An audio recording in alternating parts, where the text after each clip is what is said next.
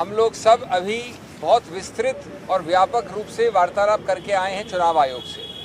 लगभग 1.5-2 घंटे बाद चली है, 1.5-पौने 2 घंटे। कई बिंदुओं पे वार्तालाप हुआ। हमने बड़े स्पष्ट रूप से हमारे बहुत गंभीर मुद्दे उनके सामने रखे। संक्षिप्त में बात यह है कि हमारा उनके सामने जाना संवैधानिक पारदर्शिता के आधार पर है। आप जानते हैं कि चुनाव समतल जमीन पे न हो तो गणतंत्र और लोकतंत्र पे आघात होता है और वो सीधा बेसिक स्ट्रक्चर संविधान के मूल ढांचे पर आघात होता है।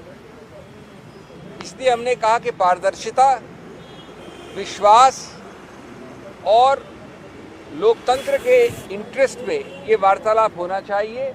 और इसका मुख्य बिंदु था कि जो हमारे बहुत गंभीर मुद्दे हैं उन पे आपको डेटा रिलीज करना चाहिए, तथ्य देने चाहिए, उसका अवलोकन और उसका निष्कर्ष हम निकाल लेंगे।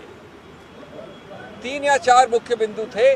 पहला था कि किस प्रकार से लाखों, बहुत बड़ी मात्रा में लोगों का, वोटर्स का घटत हुई है, कमी हुई है, डिलीशन हुआ है महाराष्ट्र में। हमने कहा है कि इसके जो पर्याप्त फॉर्म होते हैं, इसके एक तौर तरीका होता है, घर घर जाके इसको प्रमाणित करना होता है। उस प्रक्रिया के लिए हमें booth wise, polling booth wise और कॉन्स्टिट्यूंसी वाइज विस्तृत डेटा चाहिए जो अभी अवेलेबल नहीं है। उससे मालूम पड़ेगा कि इतना बड़ा नंबर जो लोगों का डिलीशन हुआ है वो किस आधार पे हुआ है, क्यों हुआ है, कैसे हुआ है। ये हुआ बिंदु नंबर 1। और उसमें हमने ये बताया कि कई बार हमारे सब लोग ज़मीन पे बात करके आए हैं, पटोले साहब यहाँ पर हैं, हमारे महाराष्ट्र के अध्यक्ष हैं, कि कई लोगों ने बताया कि कई डिलीशन एक व्यक्ति के 200-250 फॉर्म भरने के साथ हुए हैं। ये असंभव है। इससे मालूम पड़ता है कि एक साथ सामूहिक रूप से आप विकृत करना चाह रहे हैं चुनाव प्रणाली को। दूसरा हमारा बिंदु था इसी रूप में वोटर लिस्ट में जोड़ना, एडिशंस। और उसमें हमने कहा कि लगभग 5 महीने का जो समय है लोकसभा और असेंबली के बीच में, उसमें लगभग 47 लाख यानी 50 लाख से 3 लाख कम वोटरों का जोड़े गए हैं, एडिशन हुआ है। इसका औचित्य क्या है? इसके फॉर्म्स कहाँ हैं? फॉर्म 6 हो, फॉर्म 7 हो। इसका डोर टू डोर वेरिफिकेशन कैसे है, किस आधार पे हुआ है?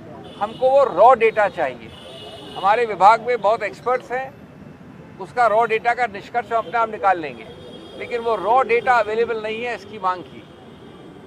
तीसरा अत्यंत महत्वपूर्ण बिंदु कि चुनाव आयोग के खुद के दिए हुए आंकड़ों के आधार पर एक सिर्फ महाराष्ट्र का उदाहरण लिया जाए तो 3 आंकड़े आते हैं। 58.22% वोटर टर्नआउट 5 बजे, 65.02% वोटर टर्नआउट 11:15 बजे रात को, 11:30 बजे रात को, और अंतिम आंकड़ा अगले 2 दिन बाद 67% या 67 से थोड़ा ऊपर, यानी 7% लगभग का फर्क।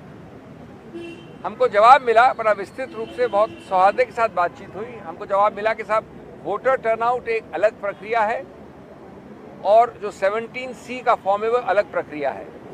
लेकिन हमने उनसे इसका पुष्टिकरण मांगा है और इसके लिए रॉ डेटा मांगा है, नहीं तो ये 7% पूरा खेल चुनाव का बदल सकता है। और अंत में मेरे मित्र ने, प्रवीण जी ने कई आंकड़े दिए जो हमने रखे उनके समक्ष। वो बताते हैं कि 118 ऐसे कॉन्स्टिट्यूएंसीज हैं, 118 जहाँ की 25,000 या उससे ज़्यादा बढ़त हुई है पोलिंग में, लोकसभा चुनाव और असेंबली चुनाव के बीच में 118 और 25,000 की बढ़त, यानी काउंट जिन लोगों ने पोल किया, ये एक अप्राकृतिक बढ़त है, अननेचुरल है। और अधिकतर इन्हीं 118 में सत्तारूढ़ पार्टी की विजय हुई है। 118 में से 102 कॉन्स्टिट्यूएंसी है। ये एक बिंदु बता रहा हूँ, मैं संक्षिप्त में बोल रहा हूँ। इस प्रकार के और कई बिंदु। ये बात सही है कि विस्तृत रूप से कई बिंदुओं का उन्होंने मौखिक रूप से हमको जवाब दिया है, समझाया है। जैसा मैंने कहा, बड़े सौहार्द और अच्छे वातावरण में ये डिस्कशन हुआ और वो हमको लिख के भी इसका स्पष्टीकरण देंगे।